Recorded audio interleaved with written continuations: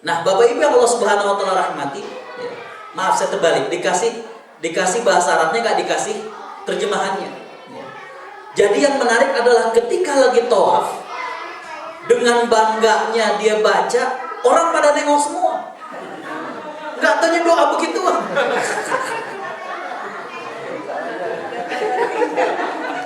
Karena ketika dia nanya, apa nih artinya? Artinya bagus begini, ya Allah, lindungilah aku dari apa yang kau rezekikan dan apa yang akan kau rezekikan. Kan itu bagus sekali. Tapi ketika lagi tawaf dengan bangganya gitu, habis labbaik Allahumma labbaik, pas masuk itu Rabbana atina fid dunya, dibaca doa begitu, ya orang nengok semua gitu ya.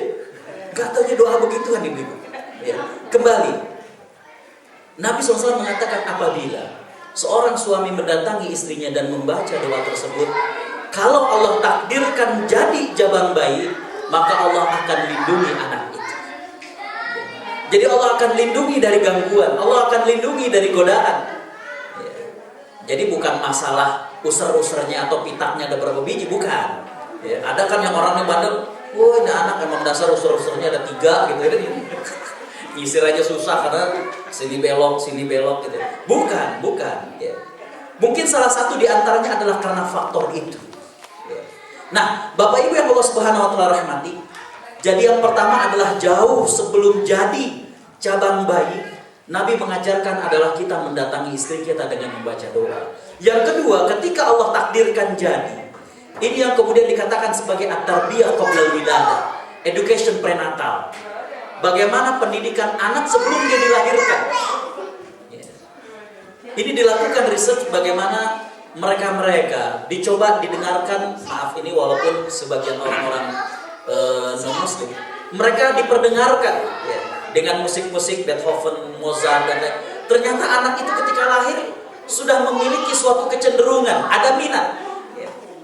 Makanya kalau kemudian sejak anak itu dikandung, sudah mulai kita adakan education prenatal tadi, bagaimana mendidik sebelum dia dilahirkan dengan kita kumandangkan azan ya. Ada salah satu metodenya kalau misalnya hamilnya sudah agak besar ya, itu menggunakan kertas yang digulung sehingga berbentuk seperti pipa, maka kemudian mengaji sambil didekatkan kepada sang anak ya. Bapak Ibu yang Allah Subhanahu wa taala rahmati, yang pastinya adalah bahwa suasana psikologis seorang ibu yang hamil akan mempengaruhi suasana ataupun anak itu ya. Jadi ketika seorang ibu itu lagi hamil sedih ya, temperamen ya, kalau kata orang Jakartanya sensi ya, maka anaknya juga ketika lahir ya, akan ada pengaruh suasana psikologis seorang ibu pada saat dia hamil. Hal yang berikutnya adalah ketika dilahirkan, maka Bapak Ibu yang Allah rahmati, ada beberapa sunnah kepada kita. Dari mulai yang dikenal dengan tahnik. Tahnik itu adalah bagaimana kita mengunyah kurma. Kemudian kurma yang sudah bercampur dengan air liur orang tua itu dimasukkan kepada jabang bayi yang baru lahir. Hikmahnya adalah ya, jadi tapi yang udah halus Bu ya. Kalau enggak ntar dia keselak. Ya. Ini adalah fungsinya adalah agar anak belajar untuk menghisap nantinya pada saat dia disodorkan untuk menyusu. Sehingga kemudian kolesterol ya, zat yang pertama keluar pada saat seorang ibu menyusui, si anak sudah bisa ya, untuk kemudian menyusu dari dari ibunya. Nah, Bapak Ibu yang Allah Subhanahu wa taala rahmati, hal yang berikutnya adalah bagi sebagian orang ya, agar diperdengarkan hal-hal yang terbaik yang bisa dia dia dengarkan. Nah, berkaitan dengan pendidikan, ada suatu hal yang menarik. Saya tidak ingin kemudian memperpanjang. Saya hanya ingin ada sebuah buku. Judulnya adalah Qiraah Jadidah Haula Tarikh. Membaca ulang tentang sejarah. Penulis menyampaikan sebuah pertanyaan besar. Dalam masa Islam, di masa apakah yang disebut dengan kegemilangan Islam? Banyak orang menyatakan bahwa kegemilangan Islam adalah pada masa Abbasiyah, di mana kota-kota dibangun dengan begitu megahnya. Buku-buku ilmu pengetahuan diterjemahkan ke dalam bahasa Yunani dan begitu kebalikannya. Tapi beliau mengatakan bahwa dalam Islam ukuran itu bukan materi, ukuran itu bukan fisik, Tapi ukuran itu adalah bagaimana moral, karena itu merupakan hal yang asas sebuah peradaban. Makanya beliau mengatakan masa kegemilangan Islam justru pada masa Rasulullah SAW. Dan beliau kemudian memaparkan bahwa di zaman Abbasiyah memang secara fisik bangunan megah. Buku-buku sudah mulai diterjemahkan ke dalam bahasa Yunani dan juga sebaliknya. Tapi beliau mengatakan tidak sedikit transisi dari satu khalifah ke khalifah yang lain harus berujung dengan pembunuhan, dikudeta dan lain sebagainya.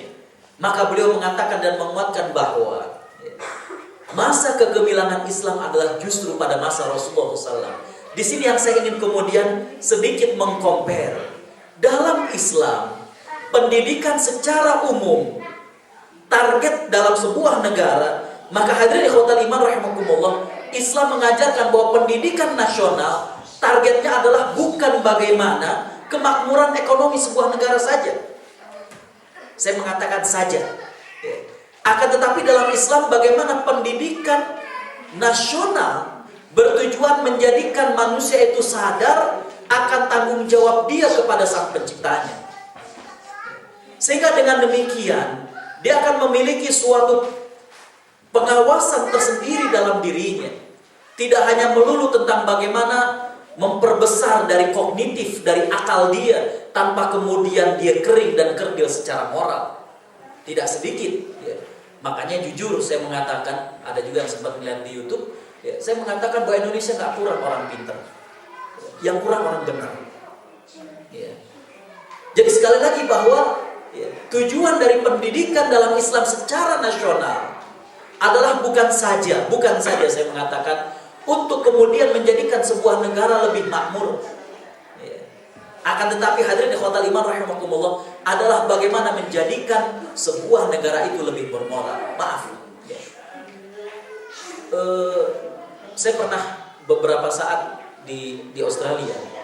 Maaf sekali lagi saya mengatakan, Australia mengadakan suatu hari di bulan Maret yang bagi mereka merupakan pemasukan devisa sangat besar. Di bulan Maret ada yang disebut dengan Mardi Gras, hari kaum sejenis terbesar, nomor 2 setelah Brazil. Jadi internasional. Mereka melihat dari segi keuntungan bisnis saja, berapa tiket pesawat, berapa hotel, makan, dan berbagai macam usaha bisa hidup kurang lebih dalam 1 minggu itu luar biasa. Tapi apa yang ditinggalkan?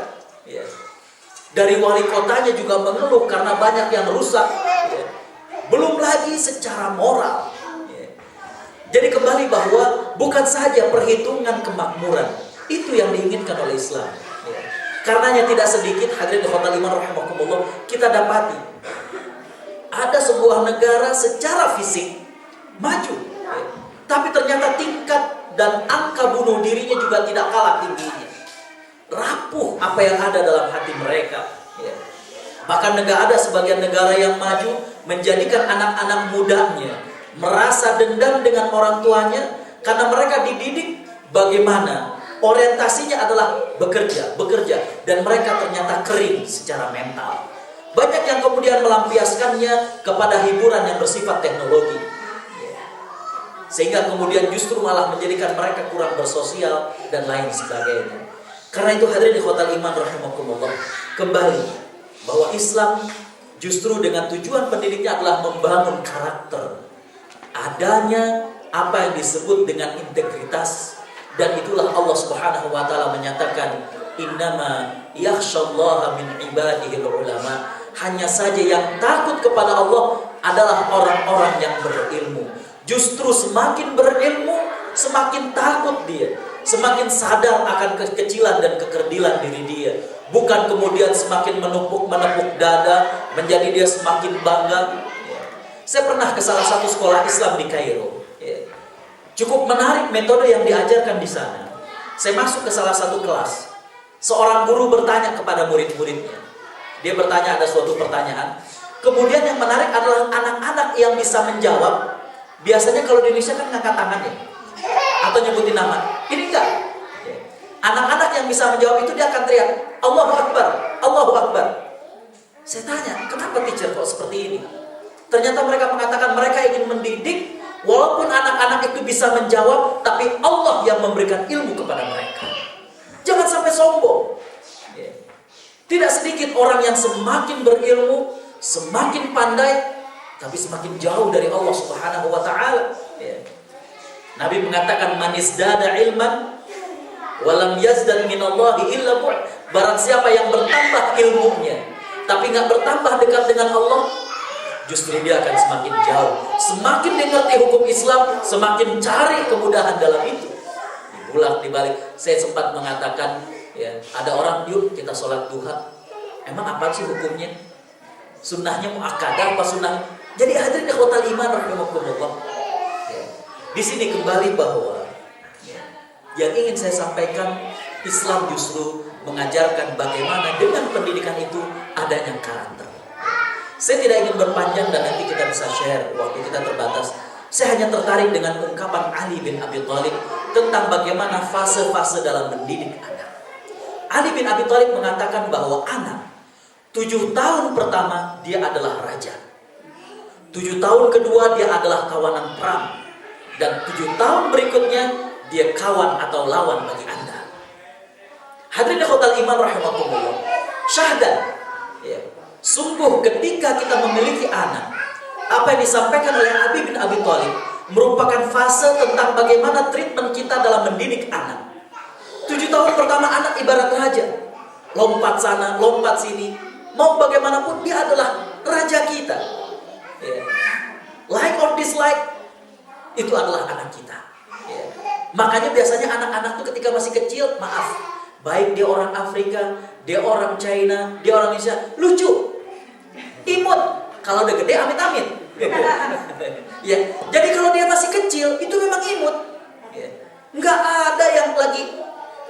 Makanya semua yang berkaitan dengan anak kecil, doa yang kita lanjutkan adalah Allah mengatakan qurrata a'yun, penyejuk mata. Coba deh kita lihat, ada orang, maaf sekali lagi ya, orang Afrika gendong anak bayi, lucu. Ya.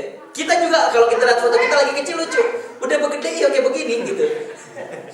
Ya. Kembali hadirin ikhwatal iman rahimakumullah, 7 tahun pertama dia adalah raja. Ya. Usia keemasan, the golden age bagi anak adalah di sini usia ini. Bagaimana anak mengalami usia keemasan? Ya. Nah, hadirin ikhwatal iman rahimakumullah, saya ingin masuk kepada fase yang kedua. Di fase yang kedua, umur 7 berarti 7 tahun kedua, 7 sampai 14 tahun. Ali mengatakan dia adalah tawanan perang. Artinya, disinilah suami istri, ibu dan bapak mesti tegas mana yang boleh dan mana yang tidak boleh. Karena disitulah akan terpatri kepada anak. Mana nih yang boleh dan mana yang nggak boleh. Saya juga menyampaikan ibu dan bapak harus kompak. Kalau tidak kompak, the rule dalam rumah kita jadi tidak sakral. Gak boleh minum es, datang bapaknya, karena memang dari pagi gak ketemu sama anak, deketin sama bapaknya, pijitin, minum es, dikasih sama bapaknya. Sama mamanya dari pagi gak dikasih, sampai nangis gak dikasih. Kadang mohon maaf, ayah karena ada perasaan bersalah meninggalkan anak, lama gak ketemu, dia ingin kualitas pertemuannya itu bagus, tapi terkadang merusak apa yang sudah dijadikan aturan oleh sang istri. Jadi saya mengatakan memang ketegasan ini perlu kekompakan. Yang dimaksud dengan tegas, Nabi mengatakan bahwa ajak anakmu sholat wahum abna'u sab'in wadribuhu wahum ashra. Ajak anak itu sholat umur 7 tahun. Saya tertarik, ada seorang ibu, dia cerita, dia juga kerja, suaminya kerja, tapi sang ibu cerita bahwa kalau dia sudah pulang ke rumah, dia berusaha anak itu nggak sama pembantu lagi. Makanya dia belajar bagaimana cara cerita. Kadang dia contohin dia di depan cermin gimana cerita gitu ya, dengan mimiknya, dengan suaranya, sampai dia kepada suatu taraf anaknya itu kalau dia pulang lebih senang mendengar cerita dia daripada ngelihat kartun. Itu dia berusaha sehingga anak itu dia at least setelah dia pulang harus sama dia.